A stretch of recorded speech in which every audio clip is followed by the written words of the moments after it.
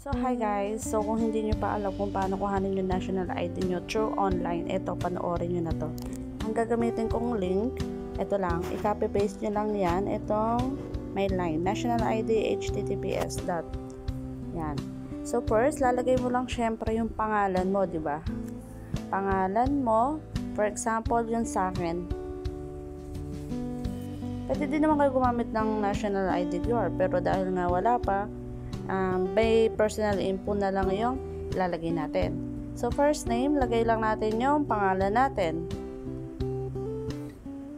Middle name, kung ano yung gitna natin. Tapos, last name, apelido. Kung kailan ka pinanganak.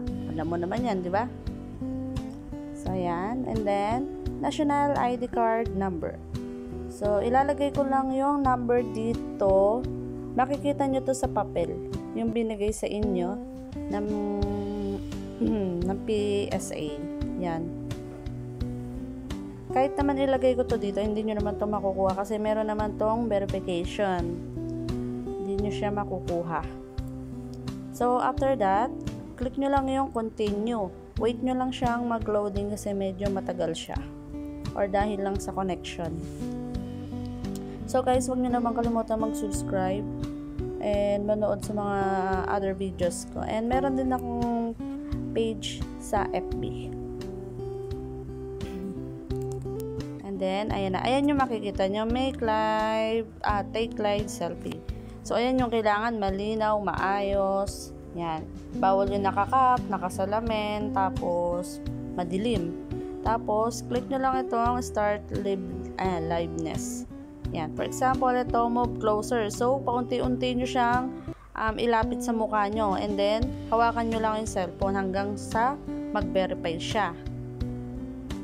Yan. Ang pangit ko, diba? Then, pagkatapos nun, yan. Congratulations. Ayan, okay na. I-view nyo lang yung national ID. Click nyo lang yan. And then, lalabas na dito. Yan na siya. Pwede siya i-screenshot para magamit nyo din siyang as valid ID. Kung sakaling wala pa kayo ng pinaka-plastic. So, kapag gusto nyo makita yung likod, itap nyo lang to. Ayan, tap card to show back. Tap nyo lang to. Pwede nyo din siya i-download.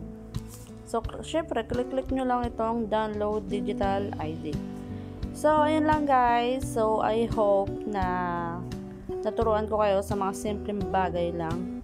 So, huwag nyo naman kalimutan mag-subscribe, okay? Thank you. Bye-bye!